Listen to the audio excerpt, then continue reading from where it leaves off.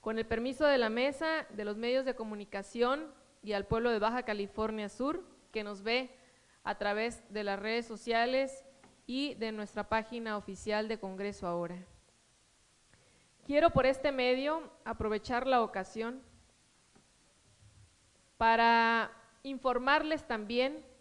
que ya se encuentran enlistados para su resolución el próximo día 13 de enero del 2021 por parte de la segunda sala de la Suprema Corte de Justicia de la Nación 3 recursos. Primero, se resolverá el recurso de queja dentro de la controversia constitucional 63-2020 interpuesta por nosotros, el Poder Legislativo de Baja California Sur, en contra del gobernador del estado, donde informamos que no se dio cumplimiento a la suspensión que se nos otorgó por la Suprema Corte de Justicia de la Nación desde el 27 de abril del año pasado 2020. ¿Qué es lo que decía esta suspensión? Pedía y establecía que el titular del Poder Ejecutivo promulgara y publicara en el Boletín Oficial del Estado los acuerdos, decretos y leyes que apruebe y al efecto le envíe el Congreso del Estado y que cumpla así con el mandato constitucional establecido en el artículo 79, fracción 2 de la Constitución Política del Estado Libre y Soberano de Baja California Sur. Tenemos que recordarle a la ciudadanía que hasta el día de hoy, martes 12 de enero del 2021, existen 37 decretos sin publicar, algunos aprobados por unanimidad de las y los integrantes de esta legislatura, que somos 21, y que todos estos están pendientes de publicar y no se encuentran en ningún litigio o juicio por parte de ninguna instancia. Esa fue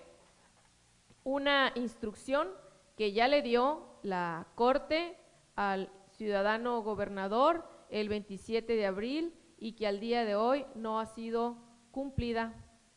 por el mandatario. También eso es algo que se va a resolver porque nosotros como legisladores le informamos a la Corte que el Ejecutivo no había cumplido con esta instrucción por la Suprema Corte. Segundo,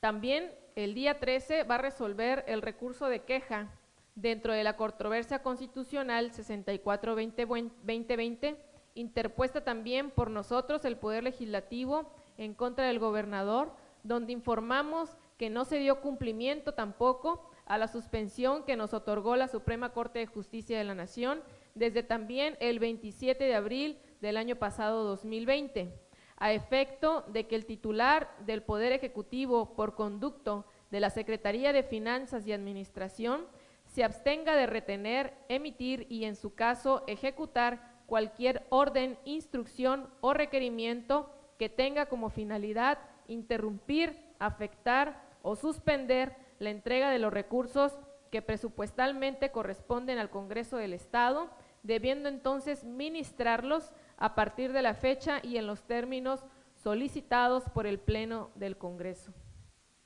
Hay que recordar que el Congreso solicitó al Poder Ejecutivo, mediante una proposición de punto de acuerdo, que se hiciera el depósito del recurso que le compete a este Congreso del Estado mediante algunas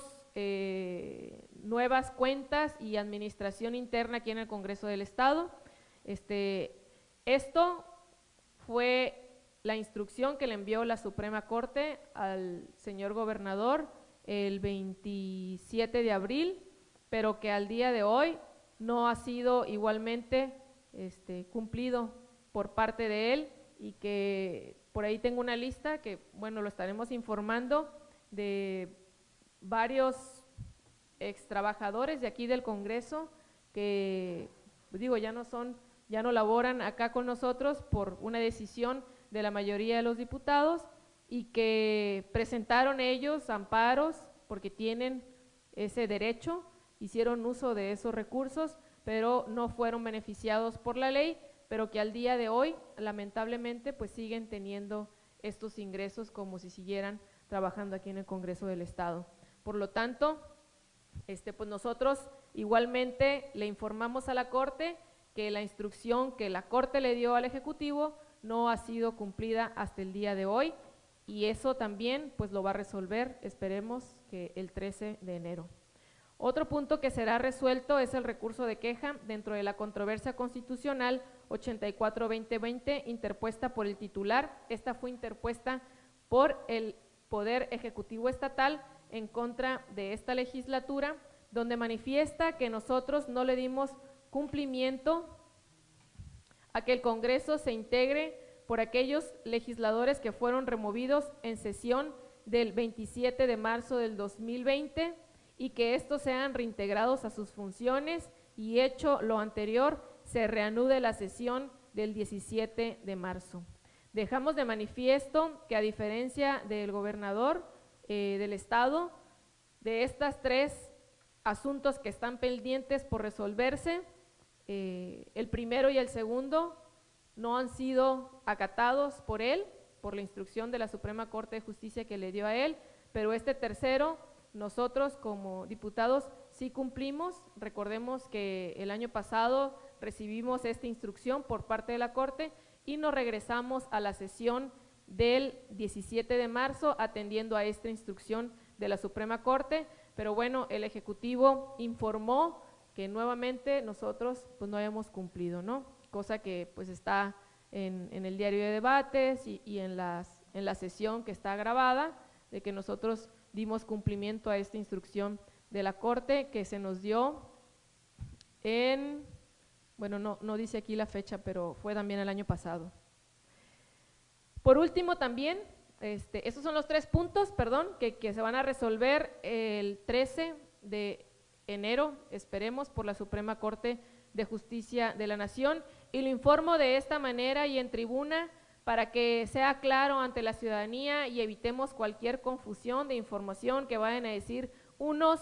u otros partes, ¿no? Esta es la información oficial que va a ser resuelta por la Corte. También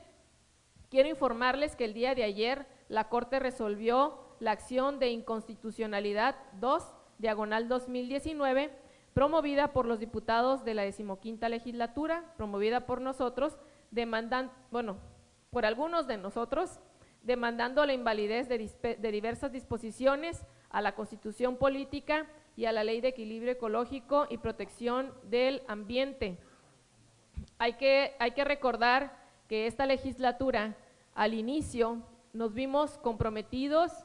con la defensa de nuestro medio ambiente y nos comprometimos con la sociedad de blindar el Estado contra la minería tóxica. Por lo tanto, una de las primeras acciones que promovimos fue modificar la Constitución y la Ley de Equilibrio Ecológico para crear las zonas de salvaguarda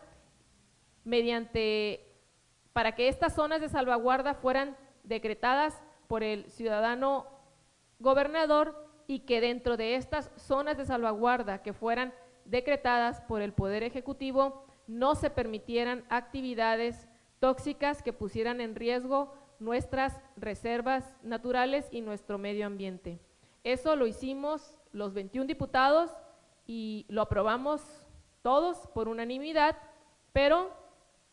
hubo 8 diputados, que son los mismos 8 diputados que están a favor del veto del presupuesto del gobernador, que presentaron una controversia constitucional en donde informaron a la Suprema Corte de Justicia de la Nación que esa reforma no obedecía a competencia de nuestra legislación estatal y de nuestras atribuciones como legisladores estatales, quitándole estas facultades al gobernador de blindar nuestro estado de la minería. Esto fue presentado por ellos y el día de ayer se resolvió ya por la Suprema Corte que efectivamente, nos dio la razón, porque sí le dan la instrucción al Ejecutivo del Estado de que decrete esas zonas de salvaguarda, que sí está dentro de sus facultades, y bueno, esa es una muy buena noticia para todos los subcalifornianos. Lamentablemente, pues ya han pasado 2 años de que el Ejecutivo del Estado tiene esta obligación y esperamos que próximamente pues decrete ya estas zonas, porque ya no hay ninguna excusa para poder evadir esta responsabilidad y que por fin tengamos el blindaje de nuestro estado ante esta latente contaminación que nos puede generar la minería tóxica. Y bien, voy a concluir mi intervención con una cita de nuestro presidente Andrés Manuel López Obrador. Al margen de la ley, nada. Por encima de la ley, nadie. Es cuanto.